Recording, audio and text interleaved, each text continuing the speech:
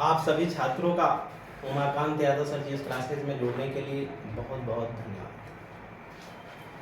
छात्रों, आज के विषय में हम संघ की विधायिका में जो संसद के अंतर्गत कार्यवाहियां चलती हैं, उन कार्यवाहियों के अंतर्गत विभिन्न प्रकार के जो प्रस्ताव पारित किए जाते हैं सदन के अंतर्गत, उन प्रस्तावों पर चर्चा करेंगे कि जो प्रस्ताव होते हैं वो कैसे होते हैं और प्रस्ताव कैसे पारित किए जाते हैं, इस पे बात करेंगे हम लोग। पिछली क्लासों में हम लोग संसद की विधायी प्रक्रिया के जो स्वरूप थे उसको 3 वाचनों में देखा था कि 3 चरण होते हैं और तीनों वाचन में क्या क्या होता है, कैसे विधेयक की भूमिका और आवश्यकता पर बात की जाती है।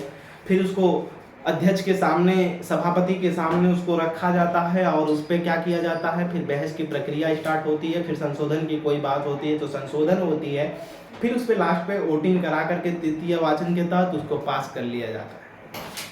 कभी कभी कुछ छात्रों का जैसे प्रश्न होता है और एग्जामों में प्रश्न रहा है कि जो संविधान बना तो उसके कुल कितने वाचन हुए थे, संविधान सभा के द्वारा कुल कितने वाचन हुए थे। ठीक, तो हम आपको एक प्रश्न बोलते हैं कि संविधान में कुल कितने वाचन की प्रक्रिया हुई थी या कितने दिनों तक वाचन हुआ था, 114 दिन का, ठीक, या 112 दिन का, 12 वाचन हुए थे कि 114 वाचन हुए थे। इसको आप पता करके कमेंट बॉक्स में हमें उत्तर जरूर दें, आपसे हमें अनुमान लगाते हैं। तो आज हम बात करेंगे कि संसद के अंदर जो विभिन्न प्रकार के प्रस्ताव प्रपोजल पारित किए जाते हैं वो क्या है। इनकी संख्या तो बहुत अधिक है, लेकिन मुख्यतः 6 माने जाते हैं, जिसमें पहला आता है क्या, अविश्वास प्रस्ताव। पहला आता है अविश्वास प्रस्ताव। क्या है, पहला हेडिंग डालेंगे अविश्वास प्रस्ताव, अविश्वास प्रस्ताव, अविश्वास प्रस्ताव। आइए देखते हैं अविश्वास प्रस्ताव क्या है। ठीक, अविश्वास प्रस्ताव, ये जो अविश्वास प्रस्ताव की प्रक्रिया है यह ब्रिटेन के संविधान से प्रेरित है। कहां से, तो इसके आगे कोष्टक में लिख लेंगे ब्रिटेन से लिया गया है। कहां से, ब्रिटेन से लिया गया है, ब्रिटेन से लिया गया है, ब्रिटेन से लिया गया है। यानी यह जो प्रक्रिया है अविश्वास प्रस्ताव की कहां से प्रेरित है, तो ब्रिटेन के संविधान से लिया गया है। बात समझ में आ गई होगी। तो बात करेंगे कि अविश्वास प्रस्ताव की जो प्रक्रिया की बात की गई है ये अनुच्छेद 75 में की गई है। किस में, अनुच्छेद 75 में। लेकिन 75 के किस खंड में की गई है, तो अनुच्छेद 75 के खंड 3 में की गई है। कहां पर, खंड 3 में की गई है। वैसे अगर हम देखें तो अनुच्छेद 75 में है कि मंत्रियों के बारे में जो अन्य उपबंध किए गए हैं, तो मंत्रियों के बारे में उपबंध अनुच्छेद 75 में है, लेकिन 75 के खंड 3 यानी आर्टिकल 75 क्लास 3 में जो बात की गई है कि मंत्रियों, जो मंत्रिपरिषद होती है, मंत्रियों से बनी मंत्रिपरिषद होती है, उन मंत्रिपरिषद का जो बहुमत है वो है या नहीं है, कि वो बहुमत खो चुकी है, इसी का पता लगाया जाता है। किसके तहत, इस अविश्वास प्रस्ताव के तहत मंत्रिपरिषद के बहुमत का पता लगाया जाता है। ठीक, तो पहले लिखेंगे इसका स्रोत अनुच्छेद, इसका स्रोत स्टार बनाकर लिखते जाएंगे, इसका स्रोत, इसका स्रोत, इसका स्रोत अनुच्छेद, अनुच्छेद 75 खंड 3 में है, खंड 3 में है। ठीक, कहाँ है, अनुच्छेद 75 खंड 3 में है, यानी आर्टिकल 75 क्लास 3 में। ठीक, बात समझ में आ गई होगी। इसे केवल लोकसभा में लाया जा सकता है। अविश्वास प्रस्ताव को कहाँ लाया जा सकता है, लिखेंगे इसे केवल, इसे केवल लोकसभा में लाया जा सकता है, इसे केवल लोकसभा में, लोकसभा में लाया जा सकता है, लाया जा सकता है। इसे हम निम्न सदन भी कहते हैं या हाउस ऑफ द पीपल। ठीक, या क्या कहा जाता है, आम लोकसभा या आम लोगों का घर, जनता का घर भी इसे ही कहा जाता है, किसी लोकसभा, क्योंकि जनता के द्वारा निर्वाचित प्रतिनिधि इसमें लोकसभा में क्या करते हैं, भाग लेते हैं। इसमें अविश्वास प्रस्ताव जब लाया जाएगा सदन के अंदर, तो इसमें न्यूनतम सदस्यों की जो संख्या होती है कितना होती है, तो आप लिख लेंगे न्यूनतम सदस्यों की जो संख्या होगी, सदस्यों की संख्या, सदस्यों की संख्या कितनी होनी चाहिए, 50। कितना, 50 सदस्य। कितना, 50 सदस्य होने चाहिए। बात समझ में आए, न्यूनतम सदस्यों की संख्या कितना होनी चाहिए, 50 होनी चाहिए। अगर हम बात करें तो ये जो अविश्वास प्रस्ताव लाया जाएगा, कब लाया जाएगा?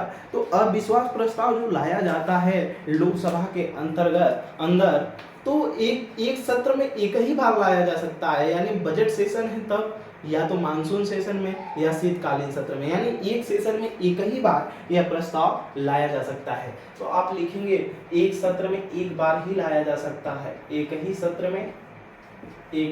में एक बार ही लाया जा सकता है, एक बार ही इसे लाया जा सकता है, एक बार ही इसे लाया जा सकता है, इसे लाया जा सकता है। और जब यह लाया जाएगा तो साधारण बहुमत के द्वारा पारित होना चाहिए। किस बहुमत से? साधारण बहुमत से। आगे स्टार बनाकर लिखेंगे, साधारण बहुमत से पारित होना चाहिए, साधारण बहुमत से सदन में पारित होना चाहिए, ठीक। साधारण बहुमत से क्या होना चाहिए? पारित होना चाहिए। और जो अविश्वास प्रस्ताव होता है, हमने बताया कि मंत्रिपरिषद को क्या करता है? प्राप्त बहुमत का परीक्षण कराता है। और अगर यह प्रस्ताव, अविश्वास प्रस्ताव पारित हो जाता है और पारित हो गया अविश्वास प्रस्ताव, तो जो समस्त मंत्रिपरिषद होती है उसको क्या करना होगा? त्यागपत्र देना होगा। मंत्रिपरिषद क्या होती है, मंत्रिमंडल क्या होता है, हमने इसके विषय में पहले चर्चा कर चुका जब प्रधानमंत्री बना। मंत्रिपरिषद में सभी प्रकार के मंत्री सम्मिलित होते हैं, लेकिन मंत्रिमंडल में केवल कैबिनेट मंत्री सम्मिलित होते हैं। मंत्री कितने प्रकार के होते हैं? मंत्री 4 प्रकार के होते हैं। पहला कौन सा? कैबिनेट मंत्री। दूसरा क्या होते हैं? राज्य मंत्री। फिर तीसरे स्वतंत्र राज्य प्रभार मंत्री। चौथे उप मंत्री होते हैं, ठीक। अब हमने क्या बताया कि ये जो मंत्री परिषद है इसमें सभी प्रकार के मंत्री शामिल होते हैं, लेकिन मंत्रिमंडल में केवल कैबिनेट मंत्री शामिल होते हैं, ठीक। तो इसमें आगे की तरफ आप क्या लिखेंगे अविश्वास प्रस्ताव के द्वारा, हैच का निशान बनाकर लिखेंगे अविश्वास प्रस्ताव के द्वारा, अविश्वास प्रस्ताव के द्वारा क्या होता है? अविश्वास प्रस्ताव के द्वारा मंत्रिपरिषद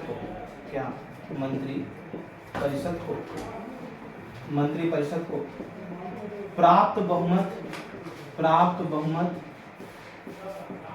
का परीक्षण किया जाता है। प्राप्त बहुमत का परीक्षण किया जाता है, ठीक। प्राप्त बहुमत का क्या किया जाता है? परीक्षण किया जाता है। और यदि यह प्रस्ताव पारित हो जाता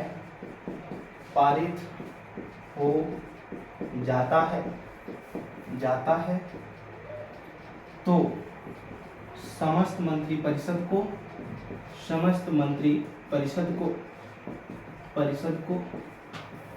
परिषद को त्यागपत्र देना होगा, त्यागपत्र देना पड़ता है।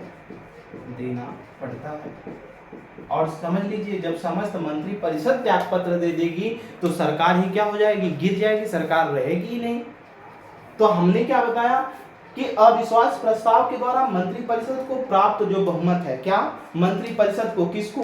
अविश्वास प्रस्ताव के द्वारा जो मंत्रिपरिषद को क्या है? प्राप्त बहुमत। कोई भी नई सरकार है, बीजेपी की सरकार है, उसको जो बहुमत प्राप्त हुई उसके जितने समस्त मंत्रिपरिषद हैं, मंत्रिपरिषद में सभी प्रकार के मंत्री जो शामिल हैं, ठीक, उनका परीक्षण किया जाता है। किसमें? अविश्वास प्रस्ताव। और अगर अविश्वास प्रस्ताव क्या हो गया? पारित हो गया। किससे पारित होता है? तो आप बताएंगे किससे पारित होता है अविश्वास प्रस्ताव? साधारण बहुमत से पारित होता है। साधारण बहुमत क्या होता है? 1/2+1 से एक अधिक, यानी 50% से एक अधिक। जितने लोग उपस्थित हैं, जितने सदस्यों की संख्या है उसका आधा प्लस 1 जो आएगा वो साधारण बहुमत है। अगर इससे पारित हो गया, जितने लोग उपस्थित हुए उसके 1/2+1 से प्रस्ताव पारित हो जाता है, तो समस्त मंत्रिपरिषद को क्या करना होगा? त्यागपत्र देना पड़ेगा। और जब समस्त मंत्रिपरिषद त्यागपत्र दे देगी, अविश्वास प्रस्ताव पारित हो गया यानी अपना बहुमत खो दिया, यानी बीजेपी की अगर सरकार है वर्तमान में और उसके समस्त मंत्रिपरिषद में जब ये लोकसभा में बात अविश्वास प्रस्ताव लाया गया और समस्त मंत्रिपरिषद द्वारा साधारण बहुमत से पारित हो गया, तो क्या हो जाएगा, जब साधारण बहुमत से पारित हो जाएगा तो माना जाएगा कि अविश्वास प्रस्ताव पारित हो गया, और पारित हो गया तो समस्त मंत्रिपरिषद को त्यागपत्र देना पड़ेगा, और त्यागपत्र दे देगी तो पूरी सरकार ही क्या हो जाएगी, खत्म हो जाएगी। यानी आज ही बीजेपी की सरकार क्या होगी, गिर जाएगी। तो ये आपको बात समझ में आई होगी कि विभिन्न प्रकार के जो प्रस्ताव हैं, ये अविश्वास प्रस्ताव क्या होता है। पहला उसमें था जो ब्रिटेन से लिया गया है, इसका स्रोत अनुच्छेद 75 खंड 3 में है, ठीक। और इसे केवल कहाँ, लोकसभा में लाया जा सकता है। इसके न्यूनतम सदस्यों की जो संख्या है कितना है, 50 सदस्य होते हैं।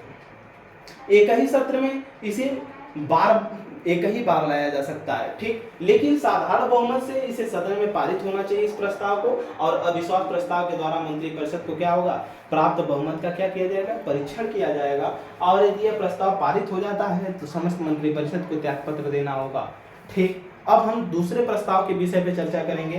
दूसरा प्रस्ताव हो वो क्या है, विश्वास प्रस्ताव। इसी का ठीक उल्टा होता है उसमें, ठीक। क्या, विश्वास प्रस्ताव क्या हो जाएगा, विश्वास प्रस्ताव, ठीक। वो भी ब्रिटेन से ही लिया गया है, उसका भी स्रोत कहां से है, ब्रिटेन से। आइए देखते हैं विश्वास प्रस्ताव का क्या कार्य है और वो क्यों लाया जाता है। वो भी जो मंत्रिपरिषद होती है, ठीक, मंत्रिपरिषद के बहुमत का परीक्षण करने के लिए ही लाया जाता है, ठीक। और अगर विश्वास प्रस्ताव, ठीक, क्या हो, पारित न हो तो माना जाएगा कि तब भी, अब वो पारित न हो, अगर विश्वास प्रस्ताव पारित नहीं हुआ तो इसका मतलब है कि सरकार का विश्वास ही नहीं है उसके मंत्रिपरिषद का, तब भी सरकार के जितने भी मंत्रिपरिषद है सबको क्या होना होगा, त्यागपत्र देना पड़ेगा, और त्यागपत्र दे देगी तो फिर सरकार गिर जाएगी, ठीक। तो हम देखेंगे दूसरा क्या, आप यहाँ पर लिख लेंगे क्या, दूसरा विश्वास प्रस्ताव, ठीक। हमारा तो हो गया, आप लिखेंगे दूसरी हेडिंग बना करके क्या, विश्वास प्रस्ताव, ठीक। विश्वास प्रस्ताव ये भी कहां से लिया गया है, जो विश्वास प्रस्ताव है इसका भी स्रोत कहां से है, ब्रिटेन के संविधान से है, ठीक। इसे भी लोकसभा में लाया जाता है, कहां पर, लोकसभा में। इसका भी वर्णन उसी आर्टिकल में है, ठीक। लिखेंगे इसे लोकसभा में लाया जा सकता है, कहां पर, लोकसभा में, लोकसभा में लाया जा सकता है, लाया जाता है, इसे लोकसभा में ही लाया जा सकता है, ठीक। लेकिन ये साधारण बहुमत द्वारा ये भी पारित होना चाहिए, ये भी नोट कर लेंगे, साधारण बहुमत द्वारा पारित होना चाहिए, साधारण बहुमत द्वारा पारित होना चाहिए, बहुमत द्वारा पारित होना चाहिए, पारित होना चाहिए। अब कहेंगे सर ये प्रस्ताव जो होते हैं किसके द्वारा लाए जाते हैं, तो जो संबंधित मंत्री है, ठीक, ठीक, जो सरकार से संबंधित मंत्री है उसी के द्वारा ये क्या किए जाते हैं, लाए जाते हैं, ठीक। इस विश्वास प्रस्ताव के माध्यम से भी आप लिखेंगे, हम बोल रहे हैं लिखेंगे विश्वास प्रस्ताव के द्वारा भी, विश्वास प्रस्ताव के द्वारा भी समस्त मंत्रिपरिषद को प्राप्त बहुमत का, समस्त मंत्रिपरिषद को प्राप्त बहुमत का परीक्षण किया जाता है, परीक्षण किया जाता है, परीक्षण किया जाता है। और यदि विश्वास प्रस्ताव पारित न हो, और यदि विश्वास प्रस्ताव पारित न हो तो ऐसे में समस्त मंत्रिपरिषद को त्यागपत्र देना पड़ता है, समस्त मंत्रिपरिषद को त्यागपत्र देना पड़ता है। हमने बताया किसके द्वारा लाया जाता है, संबंधित सदन का जो सरकार होगी उसके मंत्री के द्वारा लाया जाएगा, किसी भी मंत्री के द्वारा लाया जा सकता है। और इस जो विश्वास प्रस्ताव होता है इसके द्वारा जो संपूर्ण मंत्रिपरिषद होती है, मंत्रिपरिषद को क्या होना होता है, उसको जो प्राप्त बहुमत है जनता का उसको साबित करके दिखाना होता है, ठीक। उसको साबित करके क्या होता है, दिखाना होता है। अगर वो साबित नहीं कर पाती है, बहुमत यानी विश्वास प्रस्ताव पारित नहीं हो पाता है किसके द्वारा, साधारण बहुमत द्वारा पारित नहीं हो पाता है, तो ऐसे समय में जो मंत्रिपरिषद होगी उसको त्यागपत्र देना होगा, ठीक। ऊपर हम लोगों ने अविश्वास प्रस्ताव पढ़ा, यानी अगर वो अविश्वास पारित हो गया तब भी सरकार जो मंत्रिपरिषद होगी इसको इस्तीफा देना। ये विश्वास मत है, इसे पारित अगर नहीं हुआ तब पारित इसे होना है, विश्वास प्रस्ताव को क्या होना है, पारित होना। अगर ये पारित हो गई तभी सरकार बची है। ठीक, ये भी कहाँ से लिया गया है, ब्रिटेन के द्वारा ही लिया गया है। ठीक, तो हम लोगों ने आज एक देखा, अगला जो प्रस्ताव होगा वो उसकी भी हेडिंग नोट कर लेंगे, वो होगा तीसरा। क्या तीसरा नोट करिए, कल उसके विषय में चर्चा की जाएगी। काम रोको प्रस्ताव या कार्य स्थगन प्रस्ताव क्या होता है। ठीक, फिर निंदा प्रस्ताव, कटौती प्रस्ताव। ठीक, तमाम प्रस्तावों के विषय में जो मुख्यतः है उनके बारे में चर्चा होगी। हम मिलते हैं आपसे अगले क्लास में। तब तक के लिए आप हमारे क्लास को ज़्यादा से ज़्यादा एक दूसरे तक शेयर करें, पहुँचाएँ और बेहतरीन तरीके से समझें। और इसके साथ साथ प्रैक्टिस क्वेश्चन जरूर करते रहें कि एग्जामों में जो क्वेश्चन पूछे गए हैं प्रीवियस ईयर के आर समीक्षा जैसे पीसीएस और भी तमाम वनडे एग्जामों में जो क्वेश्चन पूछे गए हैं वो किस प्रकार के क्वेश्चन हैं और कैसे आ रहे हैं। इन प्रस्तावों से संबंधित जो चैप्टर है आपके पास किताबों में उसमें क्या लिखा गया है, आप इस पर जरूर ध्यान दें। Umakant Yadav sir GS classes में जुड़ने के लिए आप सभी छात्रों का बहुत बहुत धन्यवाद। प्रणाम।